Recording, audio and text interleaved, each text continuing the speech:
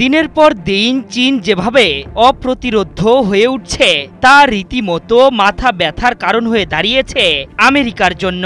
এ কারণে চীনকে দমিয়ে রাখতে পার্শ্ববর্তী দেশগুলোর সাথে হাত মিলিয়ে বেইজিংকে দমাতে চাইছে ওয়াশিংটন। সেই লক্ষ্যেই এবার ফিলিপাইনের কাঁধে বন্দুক রেখে আরও এক কূটচাল চাললেন ডোনাল্ড ট্রাম্প।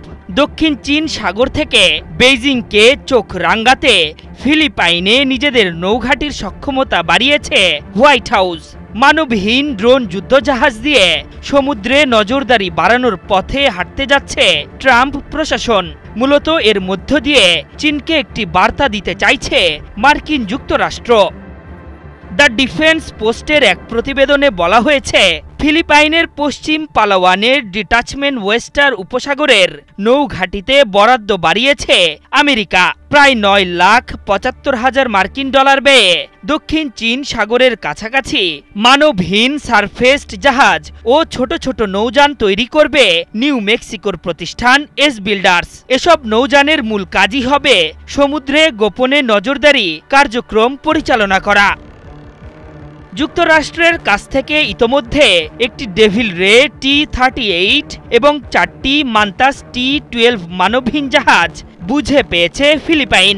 এসব জাহাজ দক্ষিণ চীন সাগরের বিরোধপূর্ণ দ্বীপপুঞ্জ স্প্র্যাটলি দ্বীপের আশেপাশে মোতায়েন করা হবে। এই দ্বীপপুঞ্জের খুব কাছেই ফিলিপাইনে আমেরিকার প্রধান ঘাঁটি অবস্থিত। বিশ্লেষকরা বলছেন, এই ঘাঁটি থেকেই চীনকে চোখ রাঙাতে চায় আমেরিকা। এ কারণেই ফিলিপাইনে একের পর এক সামরিক সক্ষমতা বৃদ্ধি করছে তারা।